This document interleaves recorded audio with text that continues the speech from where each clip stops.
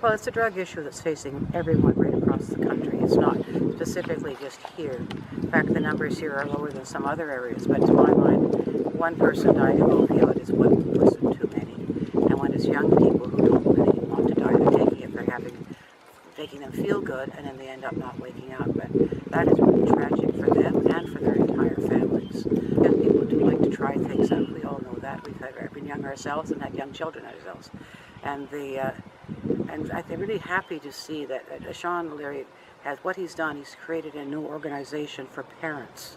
So it's a self-help group. And children now as well. They now also have We the Children and We the Parents. That's right. Then those ones, what he's done there is he's brought the young people and the parents together so that they can talk to each other. Because you learn from each other and you support each other. And that's really important. The city and the governments and all the rest of it, we can do education programs, we can do various things, we can try to stop the drugs from getting in. But when you come right down to it, it's the parents helping each other and the children helping each other and working with their parents that are going to make the big difference. I'm a great believer in communities helping communities. And that's exactly what's happening. And I'm really proud of what's happening in the community, despite the fact of the sorrow that some have had. And that several families who have lost children have come right to the forefront and are trying to help others not to have the same problem they had. That takes a huge amount of courage, because it reminds them all the time of what happened to their own child. So I'm proud of the community in that way.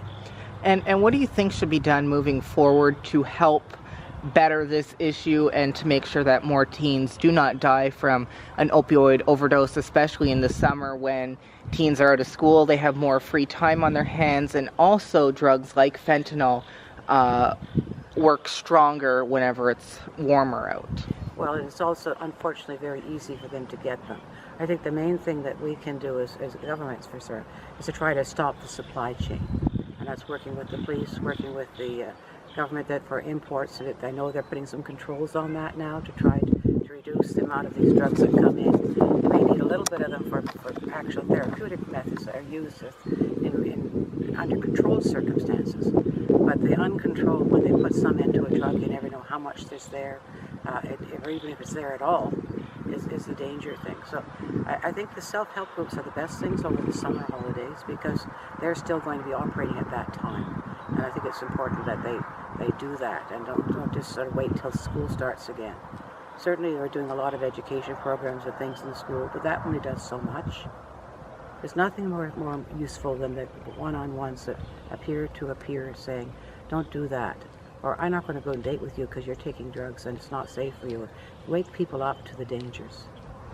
And also that brings on a very big topic that has been talked about by a lot of people. You met with 12-year-old Jessica and her mother Tanya at, I believe it was your woman's... No, I met her before that. I invited yes, that's Jessica right. to come and speak to the group. I knew there'd be more than 100 women there, and I'm very impressed with Jessica. As a 12-year-old, she's very outstanding in what she's doing, and she came and spoke to them about the importance of International Women's Day and the importance of what they do with drugs. And the people there really listened to her. They were astounded by her, I think is the best way to put it. And the message she was getting got across to them. And what she is wanting to do, and I think she's making some progress, and I certainly support her in, is getting people to talk about the drugs before they get to grade 7. So she thinks probably grade 5 and 6. The kids are even then starting a little bit to experiment. And at that age, I find they're more receptive to. Teenagers know everything. All teenagers are like that. But when they're a little younger, they still listen a bit more. So if we get the message across when they're younger, possibly it'll make it better when they get to later grades, which I certainly would hope would happen. And so do you think that there should be more education in our schools? I mean, with the death of 14-year-old Chloe Codeval and 18-year-old Teslyn Russell, they have had a few groups come in, Rita Wood being one of them, to come and talk to them. But in their curriculum, even though they do touch on drugs, they don't fully go into the topics of opioids, and by the time they do, it's at a much later grade, as you mentioned, whenever teens think they know everything. It's not just the curriculum. The public health goes in and has talks with the students and various things as well. So you can do it some part of it a bit more informally, because they're doing it only in the classes. In high school, only some classes take health things, so not everyone's going to get that information. I don't know if it's in the curriculum per se as a very special thing, but it should be in the programs that they do, that they introduce students to what the dangers are, just as they've done with the sex education more recently. Some parents don't like it because they think if you tell them about drugs, they'll use them. Really what it is, if they understand about drugs, they're less likely to use them. And I think you have to just get away from the parents. They could pull their kids out of some classes. They do that now, but most of them, I think, would not. And I think I know that Jessica's been talking, and the school board people have a meeting with her.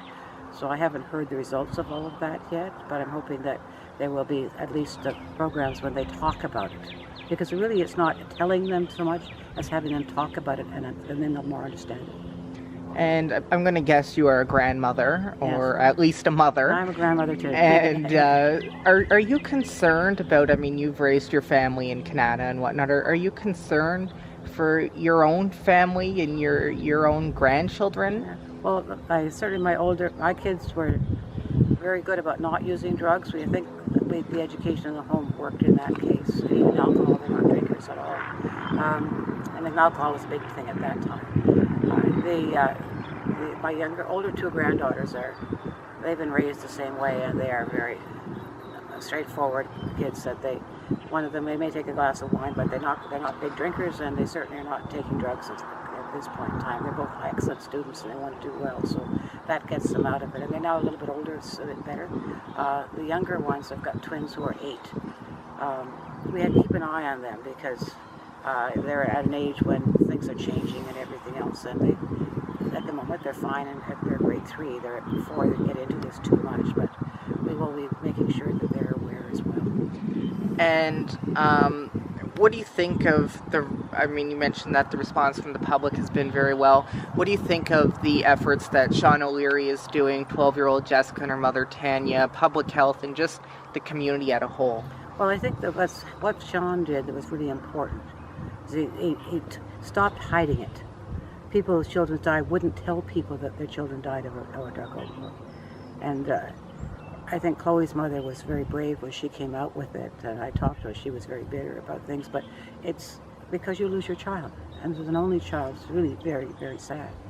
But they have come forward, and they've realized, I think, and Sean has realized this too, that you can't just depend on government to do everything, because government can't do everything. And it's really important that families take responsibility for their own children as much as possible, and then just get help from the agencies as opposed to depending on the agencies to do everything. And that's what he's done. He's got a parents group going, he's got a youth group going, they're going to do the self-help, and the public health have been working with him to get information to him, they'll come to the meetings, they'll provide the support that they need. So it's a combination of the government support and the parents working together and the children working together is the strongest that you can ever get. So I commend Sean. I've met with him many times. I've talked with him. I've calmed him down a few times. He gets very excited. But what he's done is very important.